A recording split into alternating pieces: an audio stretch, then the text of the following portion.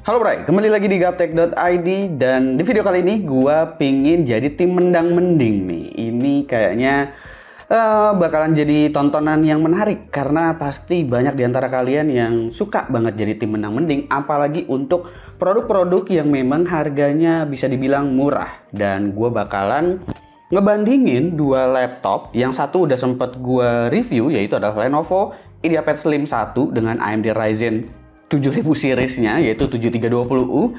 Jadi ini platform AMD, dan gue akan bandingin dengan kubu biru yaitu di platformnya Intel. Laptop yang ada di sebelah kanan gue atau di kiri kalian ini adalah Acer Aspire 5 A51454G 4 thread aja. Tapi menariknya secara konfigurasi ini udah menggunakan discrete GPU yaitu adalah GeForce MX 350. Dan apakah secara overall platformnya Intel akan bisa tetap lebih baik dari Ryzen 7000 series? Kita akan coba bandingin satu persatu. Jadi yang gue bandingin di sini nggak cuma hanya mengenai performa prosesornya tok, tapi kita harus tahu real world skenario seperti apa dan juga beserta I/O dan lain-lainnya, yang dimana itu juga penting sebetulnya untuk kebutuhan harian. Apalagi laptop-laptop murah seperti ini memang lebih sering digunakan untuk daily use. Jadi ya untuk kebutuhan-kebutuhan ringan, untuk pekerjaan, untuk browsing dan segala macam, untuk sekedar riset-riset di internet. Mari kita akan bandingkan si IdeaPad Slim 1 ini dengan Acer Aspire 5 A514. Mulai dari desainnya dulu seperti apa. Oke, kalau kita bicaranya soal build quality dari keduanya gue bisa bilang imbang-imbang aja. Keduanya masih menggunakan bahan polikarbonat yang nggak begitu solid sebetulnya, dan ini bisa diwajarkan untuk laptop-laptop murah yang harganya 6 jutaan. Kalau menggunakan bahan seperti polikarbonat itu sebetulnya masih oke aja. Tapi di sini secara dimensi Aspire 5 ada di angka 32,7 x 22,3 x 1,8 cm, sementara IdeaPad Slim 1 ini sebenarnya jauh lebih ramping. Selisihnya nggak sampai 1 cm sih, tapi secara dimensi dia jauh lebih ramping berkat bezelnya yang jauh lebih tipis.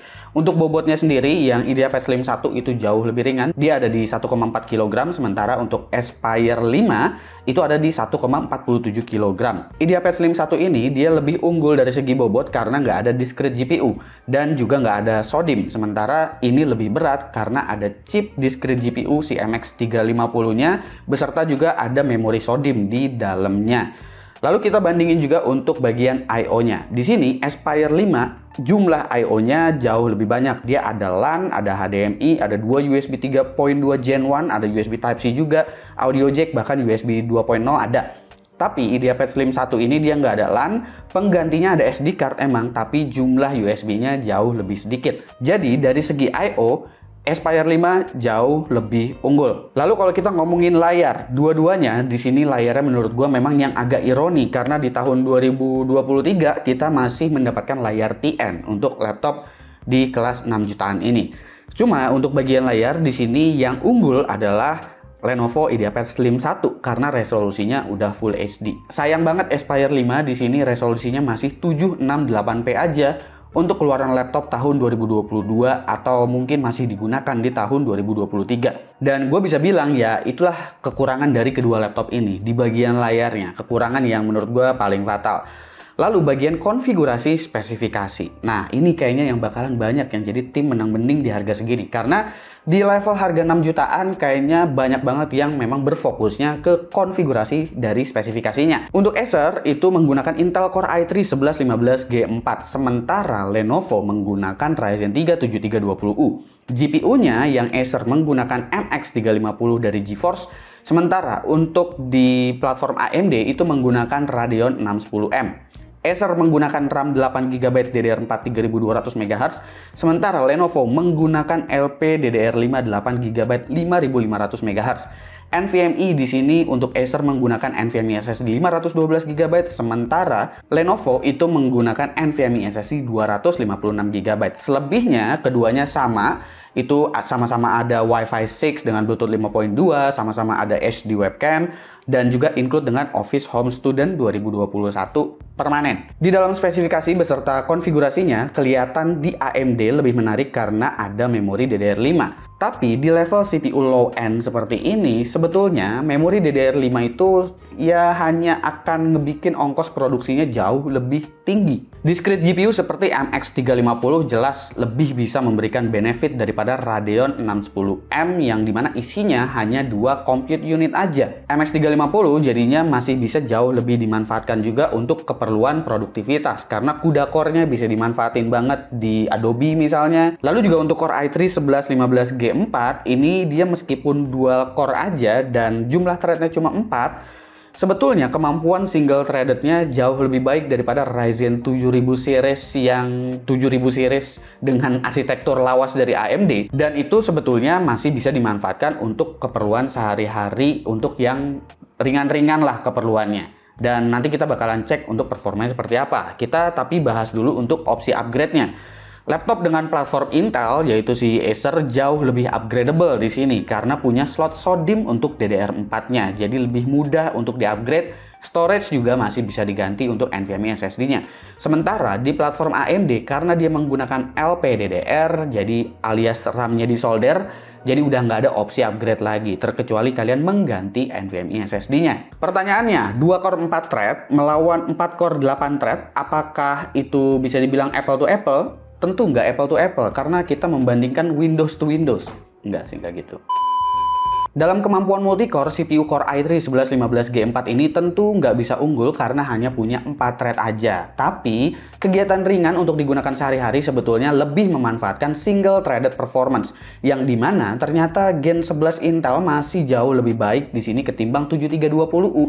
Dan apakah ini akan berpengaruh apabila ada keperluan video editing? Saat ini, software atau apps video editing nggak melulu memanfaatkan jumlah core banyak. Faktor encoder yang optimize dengan baik adalah kunci. Seperti di DaVinci Resolve ini, dengan menggunakan Intel QuickSync dan Intel Core i3 1115G4-nya doang, ini udah sangat cukup untuk mengalahkan kemampuan encode video dari Ryzen 3 7320U dengan Radeon 610M-nya. Sementara CUDA core dari MX350 juga masih bisa dimanfaatkan apabila kalian pengguna Adobe. Dan hasil dari MX350 di sini masih tetap lebih baik dari OpenCL Radeon 610M.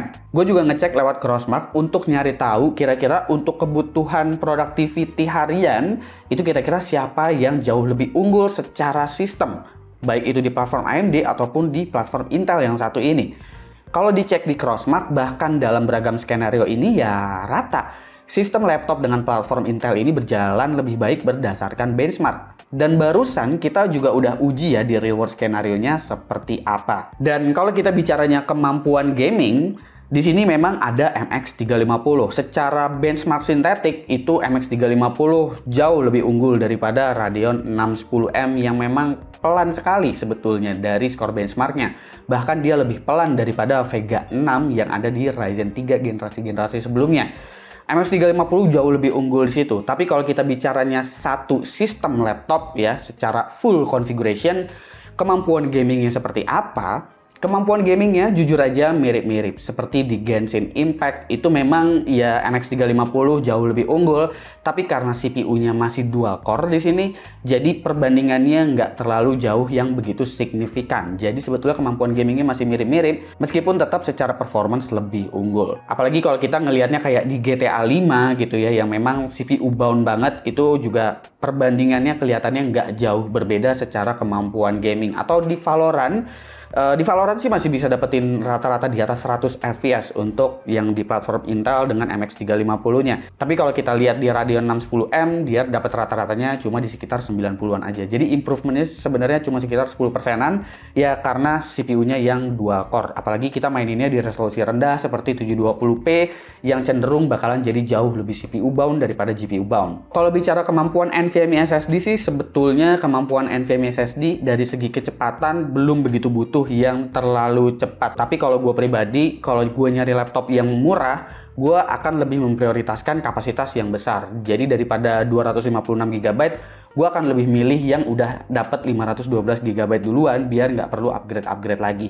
Kalau gue sih preferensinya seperti itu. Lalu untuk Acer Aspire 5 ini, ya karena cuma dual core aja, jadi kalau gue stress test menggunakan Cinebench sekalipun, itu suhunya belum mencapai 90 derajat ya, jadi masih adem-adem aja dan masih aman-aman aja. Dari segi temperatur sebenarnya keduanya nggak ada masalah sama sekali sih. Dan untuk discrete GPU-nya di sini juga bahkan masih adem banget, ada di 67 derajat Celcius saat menjalankan stress test dengan 3D Mark, jadi masih fine aja menurut gua. Dan kurang lebih segitu pengujian gua untuk kedua laptop ini, sama-sama laptop 6 jutaan, yang ini sekitar 6,6 atau 6,7 juta. Yang ini juga kurang lebih harganya ya sama lah, kurang lebih sekitar segituan juga. Kalau kalian punya budget sekitar 6 jutaan, kalian bakalan pilih laptop yang mana dari kedua ini? Atau mungkin kalian ada referensi laptop lain? Komen di bawah dan kasih pendapat kalian masing-masing. Gue Supki dan seperti biasa sampai jumpa di lain kesempatan.